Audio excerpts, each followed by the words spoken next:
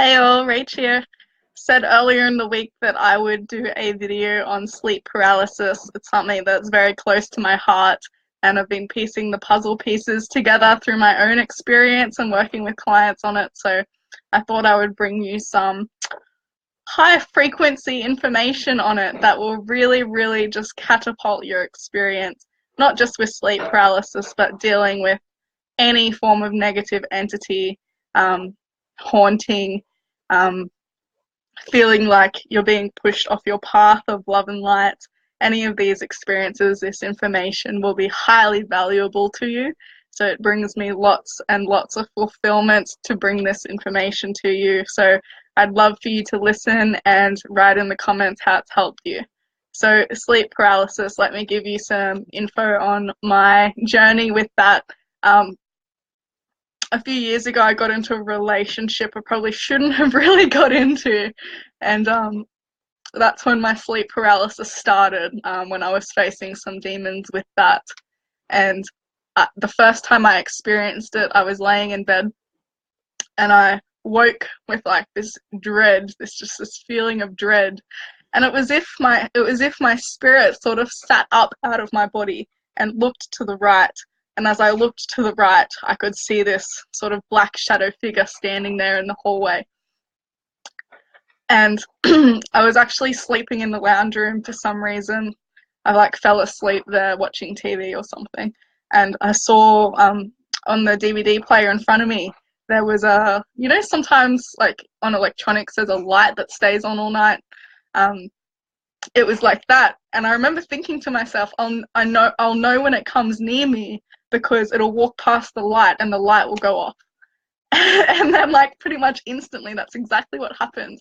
This thing just like ran towards me and ran past the light, and the light like went off and on like something's blocked the light. And this thing literally just like jumped into my body.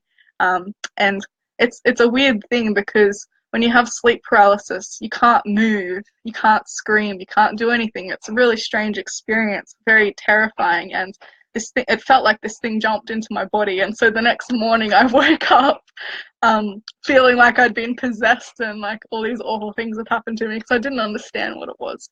And I was quite terrified, expecting, to like start turning demonic and all this awful stuff, because I wasn't super spiritually awake back then, as much as I am now, and I had no idea about negative entities really. And so it was quite shocking. And then it happened a few more times where I felt like I was being strangled and all sorts of awful things. And I just remember always feeling like I couldn't move. And so I figured out why this is. There is a scientific reason why your body can't move. It's basically a thing that your brain does while you're sleeping to stop you acting out your dreams. So if you're having a running dream, like you're running through the woods or something, you're not physically running in your bed. So that's what happens. But the reason that happens, even though you feel awake, is because it's not your body that's being attacked. It's your spirit. Your spirit is awake and your spirit's being attacked. And it can be hard to decipher the difference between the two. So that is the first thing, is to know that it's just your spirit. Your spirit is eternal. Your spirit does not die. So at all times, you are 100% safe. 2, the reason why it happens. This is where it starts to get really mind-blowing. The reason why it happens is because of you. So you invite this stuff into your sphere of reality, especially when we start to become more awakened and spiritually in tune, and we start to walk the path. There's a lot of sayings that light attracts dark, and the more light you walk and the more light you bring into your life, the more darkness you'll invite into your life. To me, this is BS.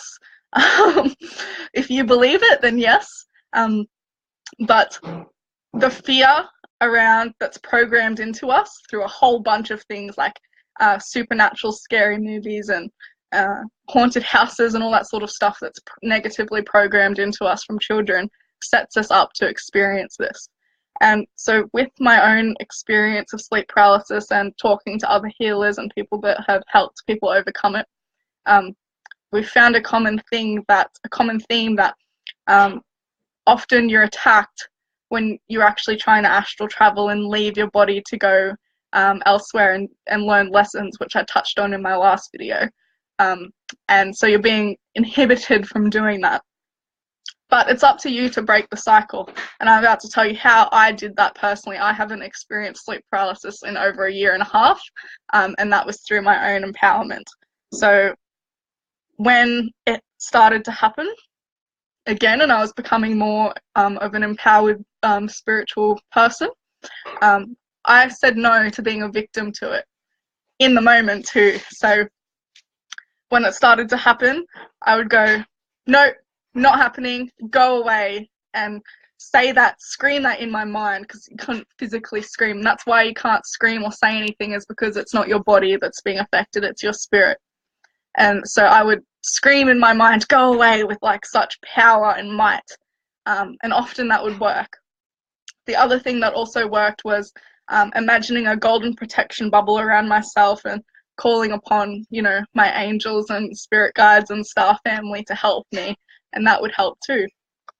And the more and more I did that, the less and less it was happening, until it got to the point that it never happens anymore, because it's not in my sphere of reality to be attacked by anything negative. I don't invite anything negative into my life through conscious practice and awareness around that. So I don't deal with you know, being haunted or anything putting me off my path, because like I said, it's not in my sphere of reality. So I don't invite those experiences in through conscious awareness and conscious empowerment. If anything negative is coming into your life, it is a time for you to reflect upon yourself.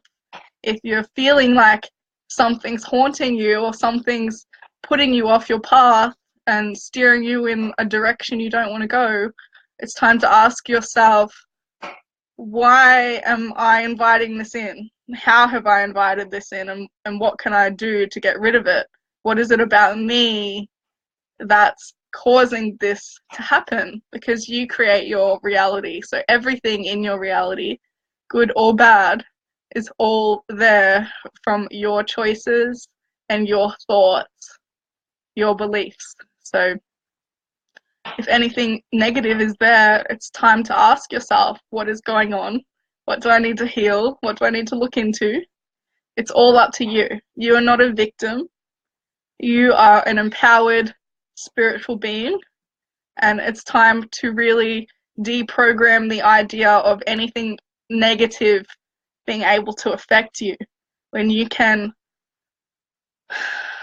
reprogram your mind just through practice and conscious awareness, your entire reality will change in that regard. You will only attract light.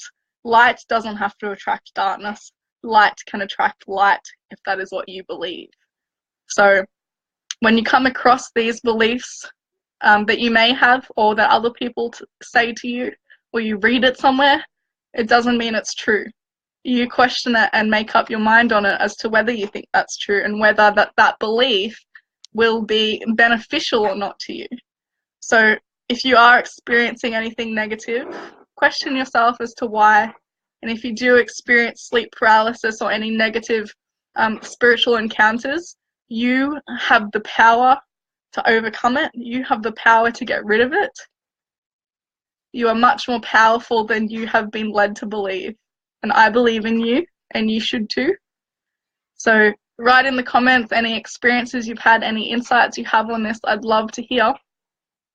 Like I said, I haven't had any negative spiritual experiences in a really long time, because I've done the mindset work and the inner work to overcome anything negative in my reality in that regard. It's always a work in progress. We're always learning and upgrading and self-developing.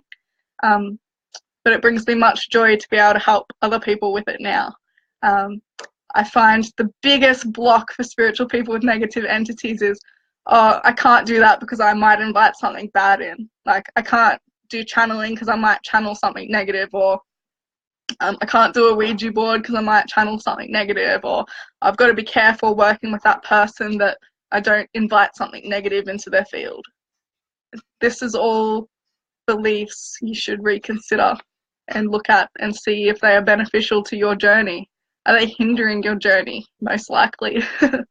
So it's time to sort out the sort of the garden and do the weeding and plant new pretty seeds in there to grow. So much love and light. I love you all. I hope this has helped you so much.